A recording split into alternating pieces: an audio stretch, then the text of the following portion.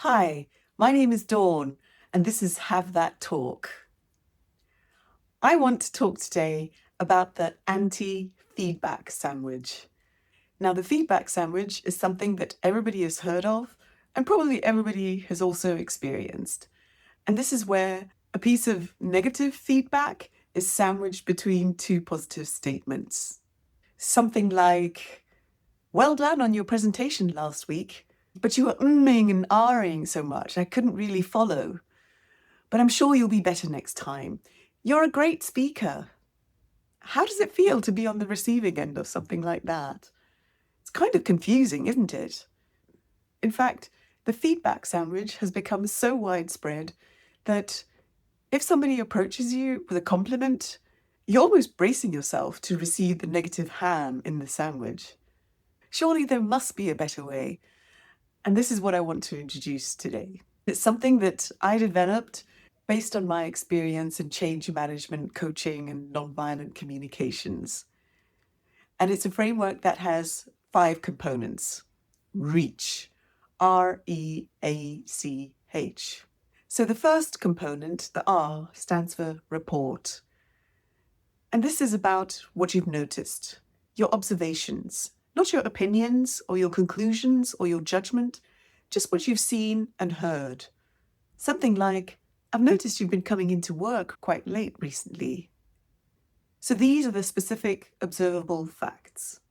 And they lead into the second component, which is E for engage. Because what you want to do at this stage is to get a response, hear the other person out. So your observation was that they were coming in late on a regular basis. So you follow up with something like, what's been going on? Are you okay? There may be excuses. There may be a defensive response. Expect that. That's normal.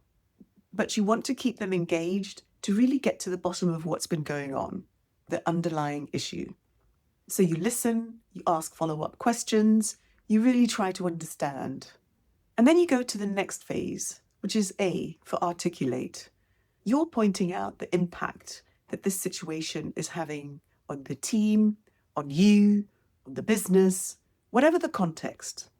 Something like, when you come in late, this disrupts the morning briefing, and we end up spending more time in the meeting than we should. And in this stage, you also express your expectations of what should change.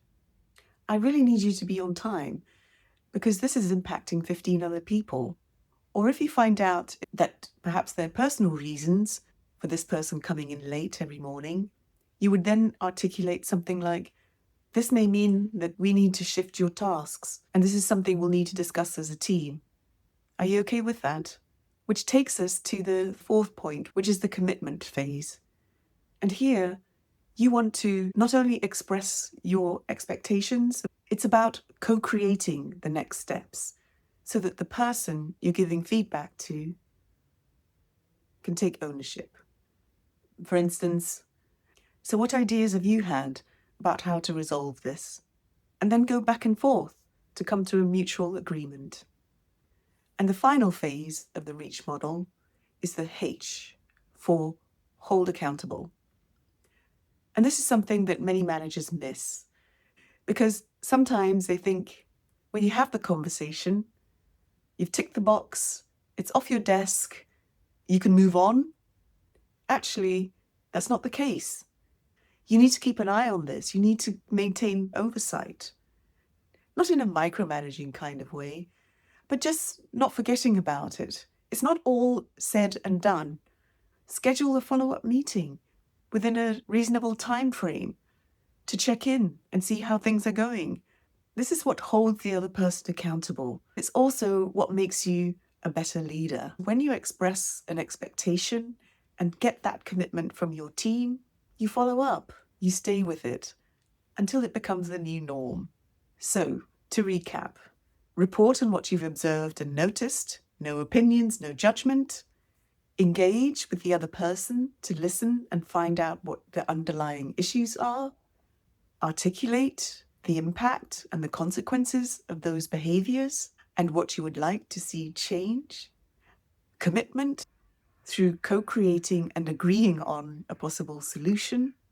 Then holding accountable by scheduling a follow-up check-in session to see how things are going. Of course, no conversation realistically goes through these 5 steps. But I hope that you keep this REACH framework in your back pocket so that next time when you have that talk, you feel calm, composed, and prepared. Okay? I'll see you next time.